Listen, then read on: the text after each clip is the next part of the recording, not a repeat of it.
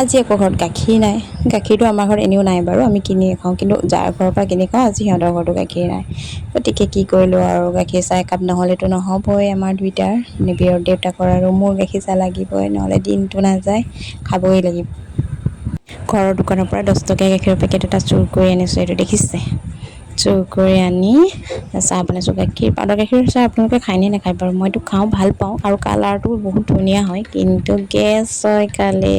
কি কৰিবা, গেছ হ'লেও উপায় নাই, গাখীৰ চাহ কাপ নহ'লে যে নহ'বই, এনেকৈ মিলাই কৰি আৰু দি দিলোঁ। তাৰপিছত কালাৰ চাওক, চাহৰ এই যে হোটেলৰ 10 টকীয়া চাহ কাপৰ নিচিনা হৈছে ন, কালাৰটো স্পেচিয়েল চাহ বুলি কয় যে, সেইটোৰ নিচিনা হৈছে। উতলি শুকুৱাই দিছোঁ, কালাৰটো বেছি ধুনীয়া হয় আৰু তেতিয়া। আৰু চেনিটো লাগিবই আমাক, একদম উঠে লগাকৈ। কি ক'ব চাহ প্ৰেমিক মানে, এয়া বাকী ল'ৰা দুজনৰ কাৰণে আৰু ৰুমত গৈ আৰামছে খাম। আপোনালোকে কোনে কোনে পাউদাৰ গাখীৰৰ চাহ খাই ক'বচোন।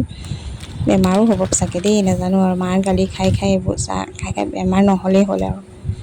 এনেকৈ ভুজিয়া পেকেট এটা খুলি ল'লোঁ আৰু খাই আছোঁ চাহ। আপোনালোকে খায়নে নাখায় জনাব দেই।